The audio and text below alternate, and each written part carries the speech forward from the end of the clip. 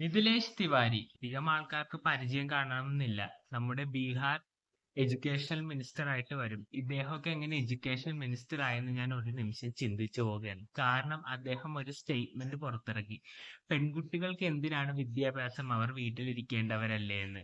അങ്ങനെ ഏതെങ്കിലും ഒരു നിയമത്തിൽ പറയുന്നുണ്ടോ? ഇന്നത്തെ കാലത്ത് പെൺകുട്ടികളാണെങ്കിലും അവരാൽ കഴിയും വിധം പഠിച്ച് സമൂഹത്തിന് നല്ലത് കൊണ്ടുവരാൻ ആഗ്രഹിക്കുന്നവരാണ്. അങ്ങനെയുള്ള കാലത്തും ഈ പെൺകുട്ടികൾ ഉയർന്നു വരുമ്പോൾ അവരെ പിന്തള്ളപ്പെടുത്താൻ ഇതുപോലെയുള്ള വിദ്യാഭ്യാസ മന്ത്രികൾ രംഗത്തുണ്ടല്ലോ എന്ന് ഓർക്കുമ്പോൾ എനിക്ക് പുച്ഛം മാത്രമാണ് തോന്നുന്നത്.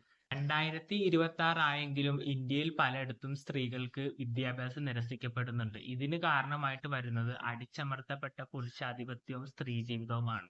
സ്ത്രീകൾ എന്ത് ചെയ്യണം ചെയ്യണ്ട എന്ന് പുരുഷന്മാർ തീരുമാനിക്കുന്ന ഒരു കാലഘട്ടമാണ് അന്നും ഇന്നും ഇന്ത്യയുടെ പല ഭാഗത്തും നടപ്പിലായിക്കൊണ്ടിരിക്കുന്നത്. ഇങ്ങനെയുള്ള അടിച്ചമർത്തപ്പെട്ട ജീവിതം മാറണമെങ്കിൽ നിങ്ങൾ സ്ത്രീകൾ തന്നെ വിചാരിക്കണം. അല്ലാതെ ഞങ്ങളെ പോലുള്ളവർ സോഷ്യൽ മീഡിയയിൽ വന്ന് എന്തെങ്കിലും പറഞ്ഞത് കൊണ്ടോ അല്ലെങ്കിൽ പബ്ലിക് സ്പേസിൽ വന്ന് എന്തെങ്കിലും പറഞ്ഞത് കൊണ്ടോ യാതൊരു പ്രയോജനവുമില്ല. നിങ്ങൾക്ക് വേണ്ട അവകാശങ്ങൾ നിങ്ങൾ തന്നെ നേടുക. പറ്റുമെങ്കിൽ അതിന് സമരം തന്നെ ചെയ്യുക.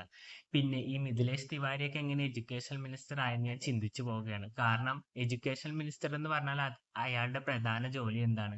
ജീവിതത്തിലെ താഴെ നിലയിലുള്ളവരുടെ മക്കൾക്ക് തൊട്ട് ജീവിതത്തിന്റെ ഉയർന്ന നിലയിലുള്ളവരുടെ മക്കൾക്ക് വരെ വിദ്യാഭ്യാസം എത്തിക്കുക. അതിലെന്തെങ്കിലും തടസ്സങ്ങൾ ഉണ്ടെങ്കിൽ അത് പരിഹരിക്കുക. അല്ലാതെ സ്ത്രീകൾക്ക് എന്തിനാണ് വിദ്യാഭ്യാസം എന്ന് പറഞ്ഞ് നടക്കുന്ന മുണഞ്ഞ സ്റ്റേറ്റ്മെന്റ് ആയിട്ട് വരുന്നവരെയൊന്നും എഡ്യൂക്കേഷൻ മിനിസ്റ്റർ എന്ന് വിളിക്കാൻ യാതൊരു യോഗ്യതയുമില്ല. എന്തിനാ അവരെ പറയും?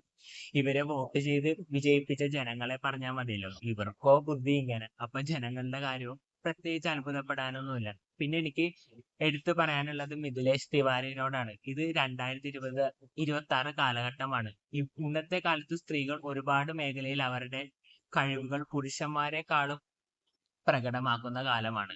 അല്ലാതെ നിങ്ങളുടെ കാലഘട്ടത്തിലുള്ള സ്ത്രീകളെ പോലെ അടിച്ചമർത്തപ്പെട്ട് ജീവിക്കേണ്ടവരല്ല സ്ത്രീകൾ എന്ന സത്യം നിങ്ങൾ മനസ്സിലാക്കിയാൽ വളരെയധികം ഉപകാരമായിരുന്നു. എന്തായാലും ഇദ്ദേഹത്തിന്റെ ആ സ്റ്റേറ്റ്മെന്റിനോട് എനിക്ക് ഒട്ടും യോജിക്കാൻ കഴിയുന്നില്ല. നിങ്ങൾക്ക് എന്ത് തോന്നുന്നു എന്ന് താഴെ കമന്റ് ബോക്സിലൂടെ രേഖപ്പെടുത്തുക. അടുത്തൊരു വീഡിയോയിൽ കാണുന്നവരെ ബൈ ബൈ.